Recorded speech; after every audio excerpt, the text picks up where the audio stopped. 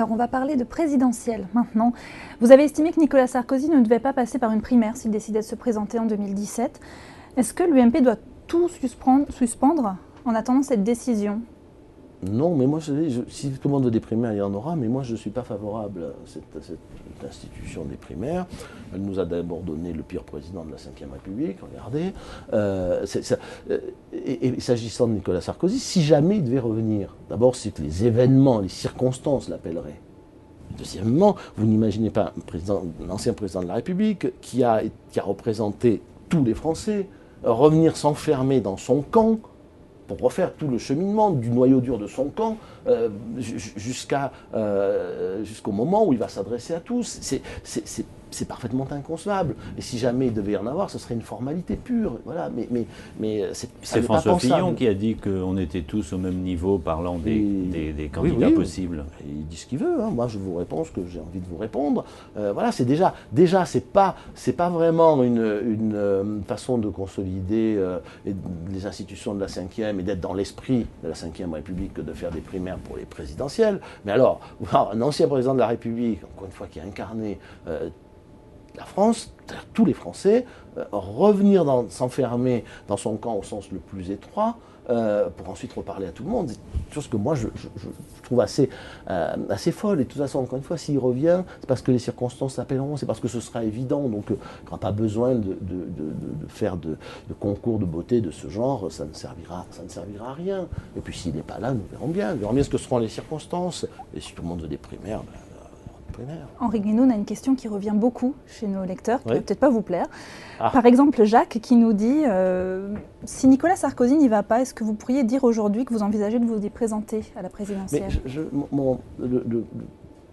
Ma conviction profonde, c'est que parler aujourd'hui de l'échéance des présidentielles a quelque chose d'indécent. Voilà, c'est dans 4 ans. C'est dans 4 ans. Je veux dire, aujourd'hui, la France est en crise, tout s'effondre. Hein, l'économie, la société se déchire, les divisions grandissent. Regardez les tensions qu'il y a dans la société française, les souffrances, la violence. Et chacun est là avec ses petites ambitions pour savoir s'il sera le prochain candidat aux élections présidentielles. Attendons, ça n'est pas le moment. Voilà, ça n'est pas le sujet d'aujourd'hui. Et pourtant, tout le monde ne pense qu'à ça. Ah ben, ils ne pensent qu'à ça, moi non, je ne pense pas qu'à ça. Moi, ce qui m'intéresse, et les Français aussi, ils ne pensent pas qu'à ça. Les Français, non, les Français, je suis d'accord, mais quand je dis tout le monde, qu'avons-nous à dire aux Français aujourd'hui sur ce qui se passe, sur ce qu'ils vivent, comment on en sort? Et puis, le moment venu, eh bien, chacun se déterminera, ses ambitions, elles sont légitimes, mais juste, on ne peut pas vivre tout le temps qu'avec cette obsession en tête.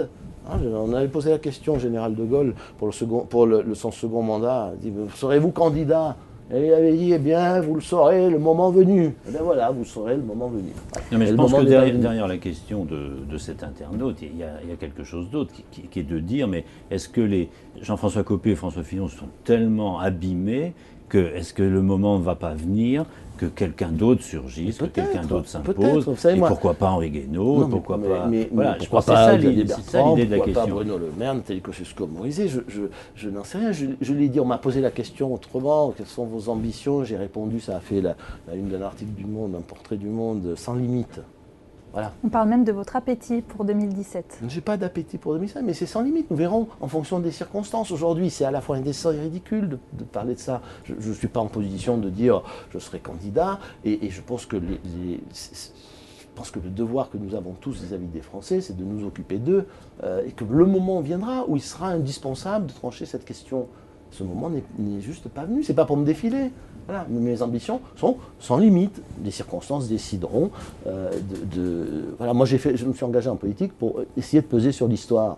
Aurais-je les moyens de le faire? Je n'en sais rien.